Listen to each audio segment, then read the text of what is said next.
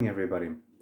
Well, this morning I've got a really beautiful message that I got from Our Lady yesterday about Eucharistic adoration and how to adore, and Our Lady encouraging us to love and adore Jesus. My children, imagine a mother with a newborn baby and imagine that you are visiting for the first time. Consider your joy, your curiosity, and your happiness to see the new little baby, and how you could quite easily admire and gaze upon this little baby, even if it were asleep. My children, this is how I desire you to gaze upon the Eucharist. Just like that little baby, it may not seem that interesting from a purely intellectual point of view, but it is the food of your heart. Jesus, my children, is fully alive and present under the appearance of bread, just in the same way as that sleeping baby is fully alive, although asleep. My children, I desire you to spend time regularly with Jesus in the Blessed Sacrament and to let your love for him and his love for you grow.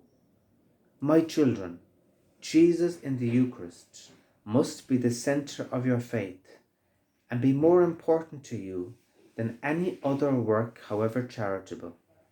Come, my children, and spend time with Jesus this Christmas season, and allow me to teach you how to love him and how to let him love you.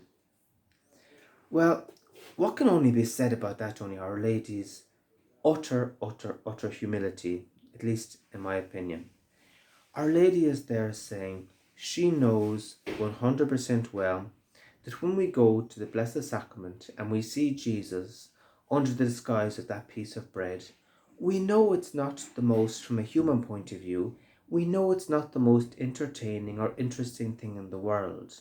The cinema, for example, theatre, all these things are very interesting to our human senses because there's colours and talk and conversation and all these type of things. And yet Our Lady is using this wonderful example of going to see a little baby. Imagine you're going to see your sister's baby or your brother's baby or a friend's baby. And you see the baby for the first time and you look in the cot and there is the baby asleep. And even though the baby isn't talking, the baby isn't having a conversation with you, the baby isn't telling you anything, yet you could look at that baby in marvel for 5 minutes, 10 minutes, maybe half an hour.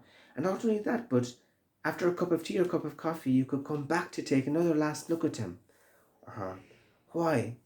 Because we're marveling at the package, the gift of life, the sensitivity, the beauty, the littleness. And maybe all of a sudden we see the baby move a little bit. And we smile thinking, wow. And then if the baby happens to wake up, wow, we think it's better than a movie. And so Our Lady is saying the same thing. She wants us to go to visit Jesus with that same spirit, that same enthusiasm, that same joy, that same simplicity. How I desire you to gaze upon Jesus in the Eucharist. And she's being humble, saying, just like the baby, it may not seem that interesting from a purely intellectual point of view, but this is the food of your heart. In other words, we're going for the heart. People, for example, nowadays, they'll go to a health spa, they'll go to a sauna, they'll go to all these things to relax, not for entertainment, but for relaxation. And Our Lady is saying, well, the true relaxation we need for our spirits is the relaxation we find in Jesus, in prayer, and not from somebody vacuuming outside. But what can I do?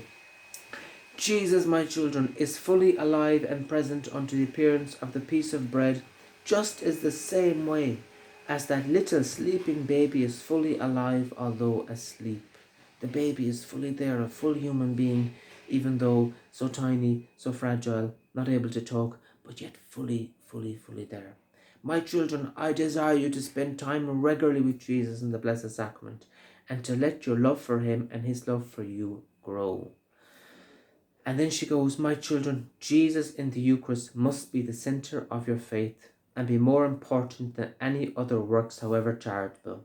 And that is an important point, and maybe a very important point, because nowadays especially even among a lot of priests and not just. There's a lot of what you'd call activism. People can burn themselves out doing good works for God, but it becomes a kind of a self-martyrdom. It can becoming at times from a place of pride. For example, you needn't be a Catholic to help the poor. So Jesus doesn't want us just helping the poor. He wants us loving the poor, and the only way we can love the poor and help the poor the way He wants us to do it is by having Him in our hearts. And if we don't have Him in our hearts, well, then we're likely to go wrong. We're not going to have His eyes, His way of helping, His way of prioritizing, His way of doing things. We'll have our way of doing things, which will look humanly good, but from a spiritual point of view, they'll be lacking that love, they'll be lacking that wisdom, they'll be lacking that anointing, if you know what I mean. So come, my children, and spend time with Jesus this Christmas season, and allow me to teach you how to love Him and how to let Him love you. And I love that image that her teaches, because I remember when I was about 14, my mum had a baby, Neve. And so, when the baby was born, you don't know what to do. And I remember my mum used to ask me to babysit. I'd have to sit with her in the car when my mum would be doing the shopping during the summer. And I remember at the start, my mum would say, leave her in the car seat. If she cries, give her a little bit of a bottle and just don't do anything. And I remember one particular day, it was really hot, and for whatever reason, she just would not stop crying. And my mum had warned me not to take her out of the seat. And I was afraid, because my mum was saying, if you take the little baby out of the seat, you have to be careful of their neck, because their neck haven't got the muscles to hold up their heads and all sorts of things like that. So I was afraid. Anyway, along comes this other lady, and she sees the baby in distress, and she seemed to be a nice lady. Anyway, she asked if she could help me. I said, oh, well, yes, please, hoping she wouldn't run away with the baby. That wouldn't be any help. Anyway, she took my sister, she was used to babies, she took my sister out of the car seat, she hugged her and she held her, and all of a sudden, she calmed down, and everything was great. But it's from that day on, I asked my mum, I said, look, my mum said to me, why didn't you take her out of the seat? I said, well, of course I didn't take her out of the seat because you told me not to. You never showed me how to do it. But from that day on, I think she did show me. And any other time after that, when she was crying or whatever, and she enjoyed being taken out of the seat, she was probably just bored of being in the seat the whole time. But that's just an example of how a mum can help you. If you're not familiar, they can help you to hold a baby for the first time. They can help you to say, oh, now the baby needs a bottle. Now the baby needs sleep. Now the baby needs this. Now the baby needs that. Tell you what, play with them like this. Do this, say this. They like when you tickle them or something.